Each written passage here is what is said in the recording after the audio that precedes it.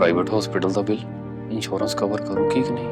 ਮੁੱਖਮੰਤਰੀ ਸਹਿਜ ਯੋਜਨਾ ਕਾਰਡ ਹੈਗਾ, ਫਿਰ ਕੋਈ ਟੈਨਸ਼ਨ ਨਹੀਂ, ਤੁਹਾਡਾ ਸਾਰਾ ਟ੍ਰੀਟਮੈਂਟ ਕੈਸ਼ਲੈਸ ਹੈ। ਬਿਨਾਂ ਪੈਸਿਆਂ ਦੇ? ਜੀ ਹਾਂ।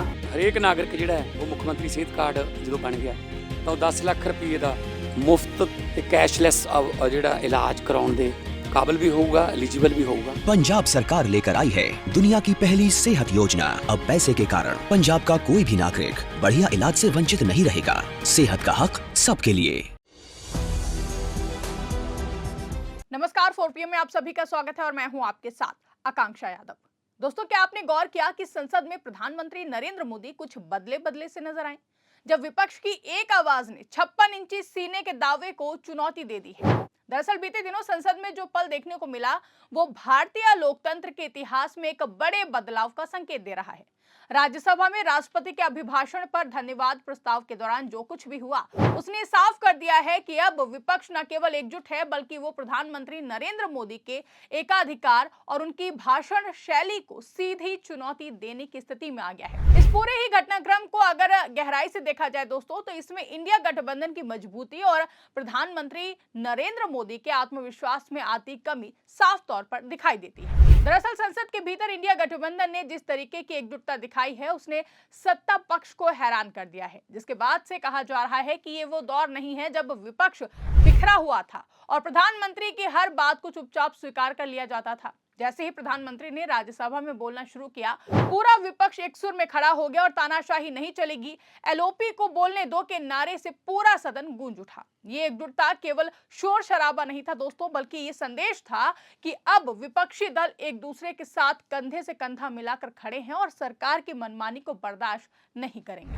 आपको बता दें कि प्रधानमंत्री मोदी को हमेशा ही एक बहुत ही प्रभावशाली वक्ता के रूप में देखा जाता है, जो किसी भी परिस्थिति में अपना आपा नहीं खोते हैं। लेकिन इस बार राज्यसभा में उनकी बॉडी लैंग्वेज यानी कि शारीरिक हाव भाव कुछ अलग ही कहानी कह रहे थे। जहां विपक्ष के लगातार हंगामे और कड़े विरोध के बीच उनके चेहरे पर वो चिर परिचित मुस्कान और आत्मविश्वास गायब था जिनके लिए उनको अक्सर जाना जाता है। उनके चेहरे पर आई छटपटाहट और असहजता ये बता रही थी कि उन्हें इस तरह के कड़े विरोध की उम्मीद नहीं थी। जब सामने से एक स्वर में विरोध के नारे लगते हैं दोस्तों, तो किसी के लिए भी अपनी लय बनाए रखना थोड़ा मुश्किल होता है और मोदी जी के मामले में भी ये साफ दिखाई दिया।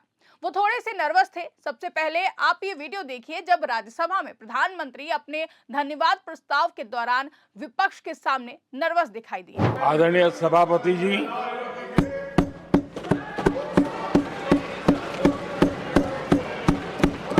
राष्ट्रपति जी के अभिभाषण पर आभार व्यक्त करने के लिए This is not correct. Please take your seat. This is not correct. Please take your seat. No. Please take your seat. आप बैठिए प्लीज. आप बैठिए please. Prime minister is on his legs. Please आप बैठिए. प्लीज आप बैठिए.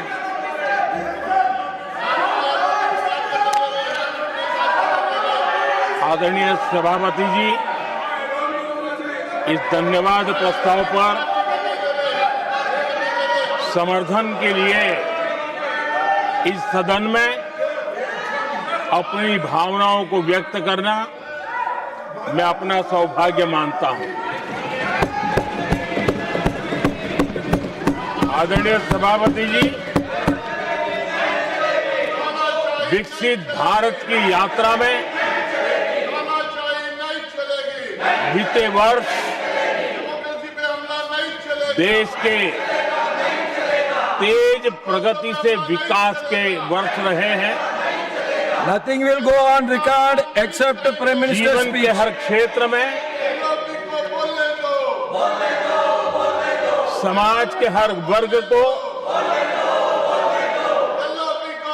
उनके जीवन में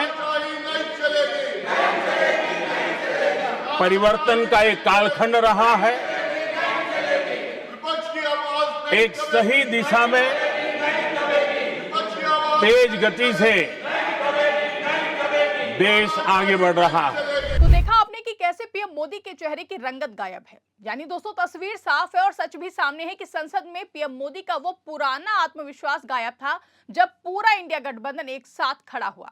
तो मोदी जी के चेहरे की नर्वसनेस पूरी दुनिया ने देखी। विपक्ष के इस हंगामे से साफ है कि अब सिर्फ एक तरफा संवाद नहीं चलेगा, अब सवाल भी होंगे और जवाब भी देने ही होंगे। आज सत्ता की आंखों में आंख डालकर पत्रकारिता करना मुश्किल हो गया है। हम पर मुकदमों से लेकर चैनल को बंद करने का दबाव बनाया जा रहा है। मुश्किल दौर है, लेकिन हम हार नहीं मानेंगे। इसीलिए 4PM को ज्यादा से ज्यादा ज्वाइन करें और स्वतंत्र पत्रकारिता को जिंदा रखने के लिए जितना हो सके हमारा आर्थिक सहयोग करें। उम्मीद है कि आपके सपोर्ट से ये जंग भी हम जीत जाएंगे। दोस्तों, अक्सर ये देखा गया है कि जब सरकार के पास विपक्ष के ठोस सवालों का जवाब नहीं होता है तो वो व्यक्तिगत हमलों पर उतर आती है।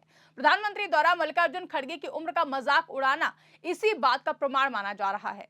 पहले आप ये वीडियो देखिए जिसमें पीएम मोदी खड़गे की उम्र का मजाक उड़ाते नजर आए हैं। आदरणीय सभापति जी, मेरी एक प्रार्थना है, आदरणीय खड़गे जी की उम्र देखते हुए वो बैठ करके भी नारे बोल सकते हैं तो अच्छा होगा, ताकि उनको कष्ट न हो। पीछे नौजवान बहुत लोग हैं, तो खड़गे जी को No. आप बैठते बैठते भी When you are speaking, they are listening. You are नारे listening. बोलने की अनुमति दे दीजिए। तो देखा आपने कि कैसे पीएम मोदी अपने अभिभाषण के दौरान खड़गे का मजाक उड़ा रहे हैं। कहा जाता है कि जब तर्क खत्म हो जाते हैं तब अहंकार जन्म लेता है।